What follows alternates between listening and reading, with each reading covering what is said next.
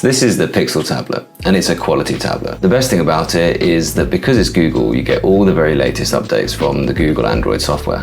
And you can expect that through the long term. It's by no means, though, the best Android tablet that you can buy. The Google Tensor chip is a mid-range quality chip, and the whole device build, the screen and the features feel very in the mid-range standard. But then the price it commands is UK $399. But still though, it might be the best one device for you to buy. Now USI sent me this to try, as it's one of the over 50 devices that you can use with the USI 2.0 stylus. And so today I have this one, which is from Penoble, to try out with it. USI is a good enough stylus for writing and for drawing, and it can be integrated into so many devices because it uses the capacitive touch layer, and it includes still pressure sensitivity without needing an expensive extra layer of technology on the screen. I'm going to focus on this as a device for note-taking.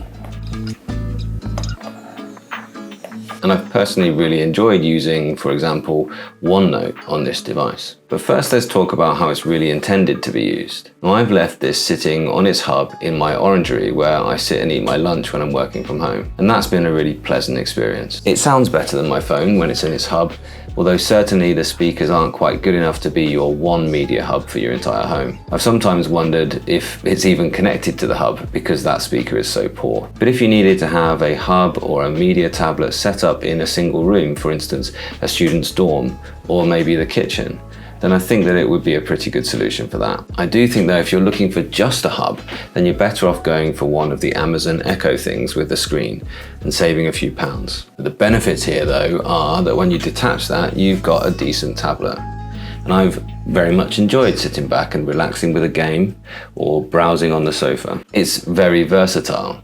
You pull it off its hub and you can be pretty sure that its battery will be full and it'll be ready for a full day at work or for travel or wherever you need to go. I have been very much impressed by its battery life for an LCD tablet.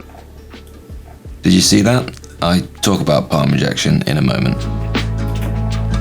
What they should have done is they should have given that hub a bit of battery too, and perhaps made it waterproof so you could actually take the whole thing outside. Although using this screen outdoors, because it's very reflective, probably won't have been the best experience in that case. So it has worked for me for note-taking, and I've done quite a bit of note-taking in it. Not just this one, which is the notes that I've made whilst I was evaluating this tablet itself.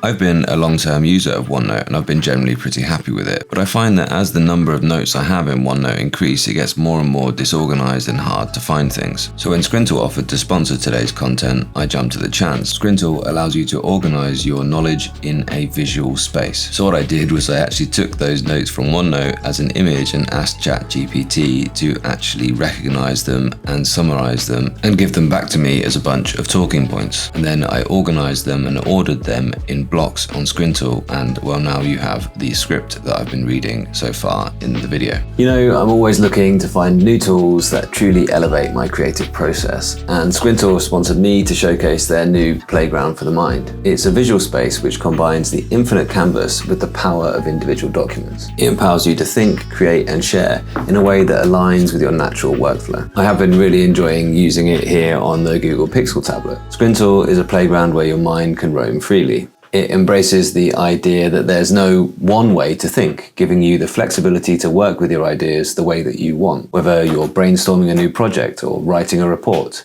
or maybe planning a client presentation. Scrintle's powerful canvas helps you turn complex information into clear insights. At the atomic level, it starts with blocks. Think of them as the building blocks for your thoughts. You can easily record ideas, extract information from documents, and intuitively combine them to shape new content. From headlines and lists to images and embedded documents, blocks make organizing your ideas easy and joyful. And then there are boards, infinite canvases for your specific projects or use cases. You can create as many as you need by simply pasting in blocks. It's a free and open workflow, but it also gives you a sense of control and confidence in your work. What I love about Scrintl is how it induces the overview effect. By offering an infinite canvas, it allows you to experience a cognitive shift.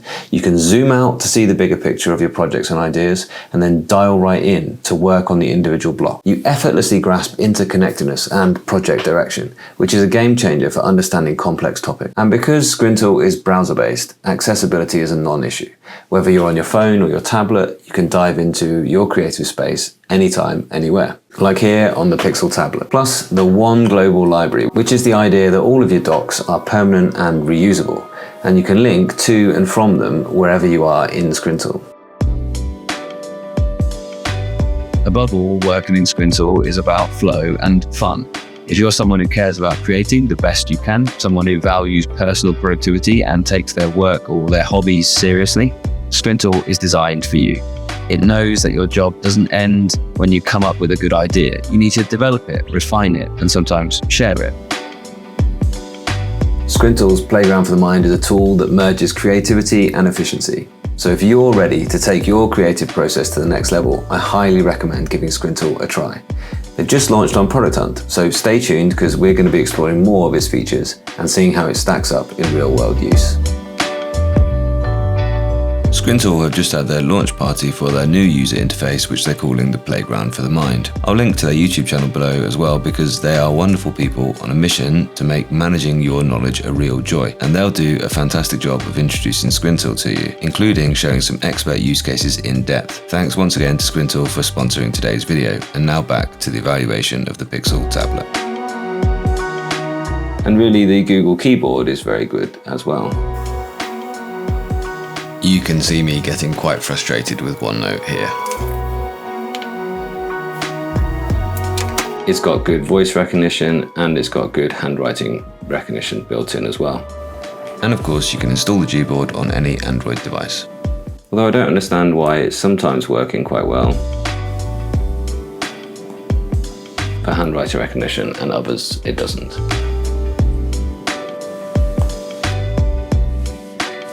And as you can see, palm rejection is one of the worst. One thing which is a bit annoying is the Google Pixel tablet isn't designed with a first-party pen.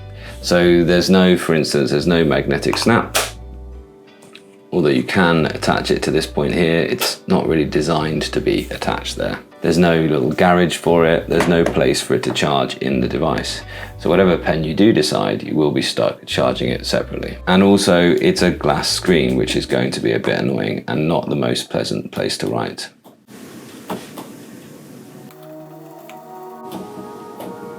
It's a bit slippy, although I think that could largely be solved by adding a silk screen protector or a matte surface paper feeling screen protector, but that's never going to be as good as a real etched glass screen. But the handwriting in an app like OneNote, it does look good. Now, the palm rejection, as you saw, is a real issue, and I'm really regularly hitting these back and home buttons here, which are right where your palm would be. And for me, this would mean that I just couldn't do with this as my full-time note taker. It's clear that note taking on this device is an afterthought rather than it being central to the device. It's a welcome afterthought, but it's not a thing to consider if that is your main priority. But look, you could look at the iPad Pro, which that's the world's best all-rounder really, but you'd be paying over £1,000 for this, more than double this. The iPad Pro, sure, it's got all those features. So this, like the iPad Pro, is an all-rounder. It's a jack of all trades, but unlike the iPad Pro, which is a real master of fun, this is a master of none. But consider what an e-ink tablet would cost for it to do only really that one thing very well. Now, I've been seriously considering the Pixel lineup, and I could see having this as part of a kind of Pixel ecosystem. An interesting idea. I'm a user of the Z Fold 3.